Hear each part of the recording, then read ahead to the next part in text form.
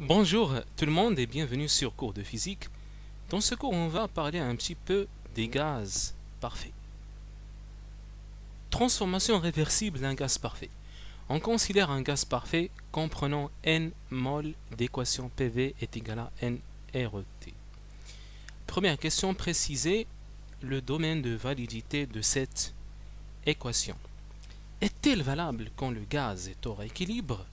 De représenter dans le diagramme de Clapeyron un cycle décrit par un gaz parfait constitué des transformations réversibles suivantes, une isochore, une isopare, une isotherme et une adiabatique finalement. Première question. Alors, il faut savoir qu'un gaz, d'abord, un gaz, il est constitué de quoi? Par exemple, l'air. Il est constitué bien sûr d'atomes et de molécules. Un gaz est constitué de particules.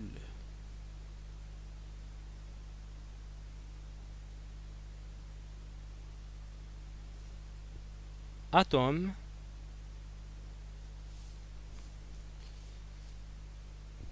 et molécules.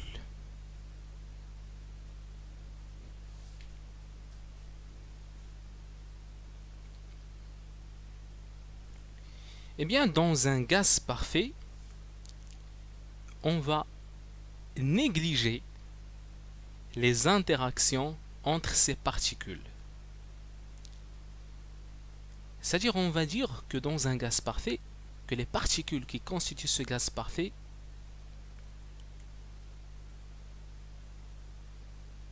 ne se choquent pas, ils ne touchent pas les parois,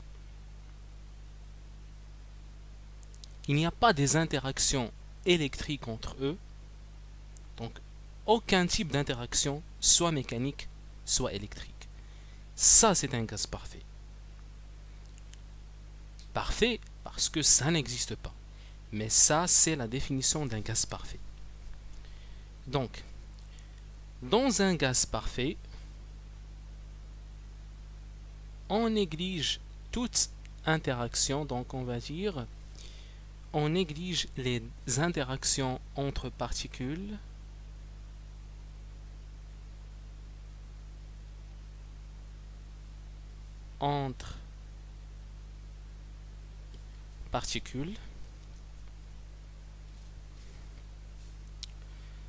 Donc, c'est... bon, je suppose que ça avec S. Donc, ces interactions dont on parle, soit électriques, soit mécaniques. Donc, si on peut négliger ces interactions qui sont électriques ou mécaniques, qu'est-ce qu'il nous faut? J'ai des particules. Par exemple, si j'avais deux particules, imaginez que j'avais deux particules.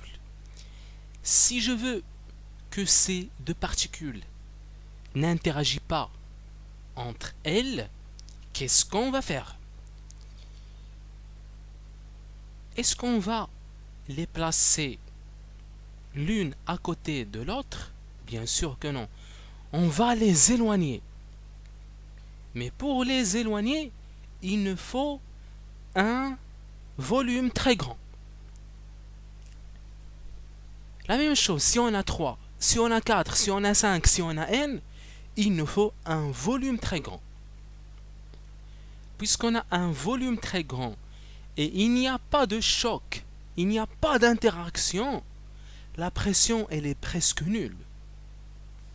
Donc, dans un gaz parfait, on a un grand volume et les particules sont très éloignées les unes des autres, de telle sorte de ne pas avoir une interaction entre ces particules-là. Donc on va dire elles sont très éloignées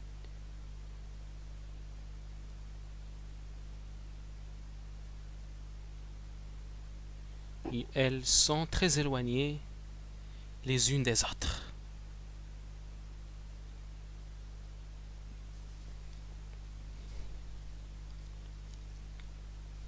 Donc on pratique pour avoir ça, on pratique, parce qu'en général, un gaz parfait, bon, il n'existe pas, il est parfait.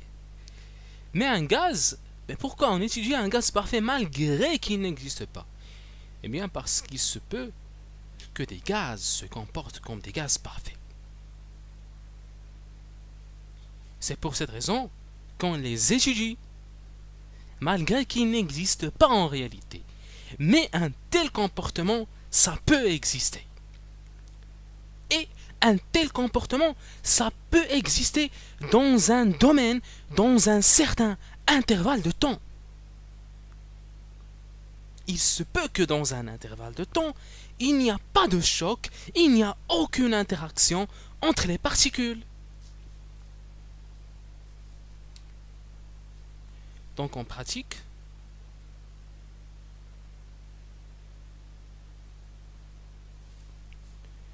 un gaz parfait, c'est d'abord un volume très grand,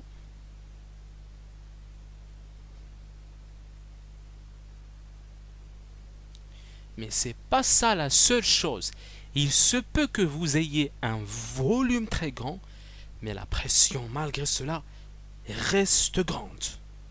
Donc il faut aussi ajouter la condition que il faut avoir un volume très grand et une pression très faible.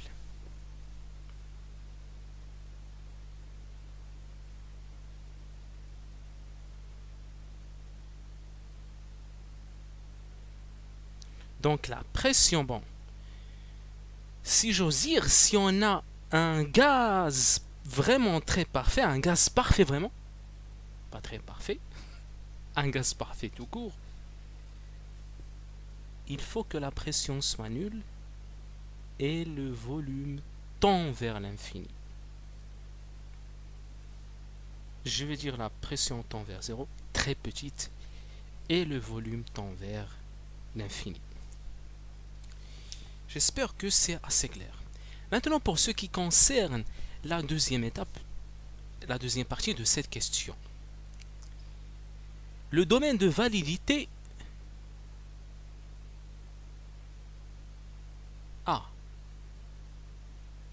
Ah oui, donc on a précisé le domaine de validité de cette équation. C'est dans ce cas-là, si vous avez la pression, elle tombe vers 0, et le volume, une pression très faible, et un volume très grand. Maintenant, vous avez... Bon, il faut que la pression tombe vers 0. Bon, on va dire une pression très faible, parce que tout de même, PV est égal à nRT. Si P est égal à 0, alors on va voir nRT est égal à 0, et voilà, c'est la catastrophe. Voilà, donc on va dire P tend vers... Bon, je vais effacer ça, et je vais dire tout simplement que la pression est très faible, et le volume, il est très grand. Donc maintenant, il est dit... est-elle valable quand le gaz est hors équilibre, cette équation qui est PV est égal à nRT? Eh bien déjà, cette équation qui est PV est égal à nRT, elle est appelée l'équation d'état. PV est égal à nRT. État.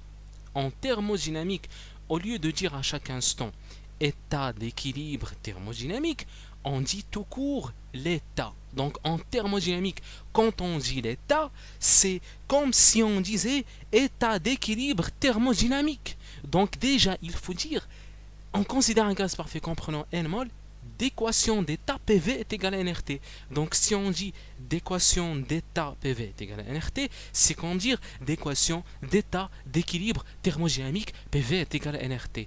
Donc elle est valable que si le gaz est en équilibre thermodynamique.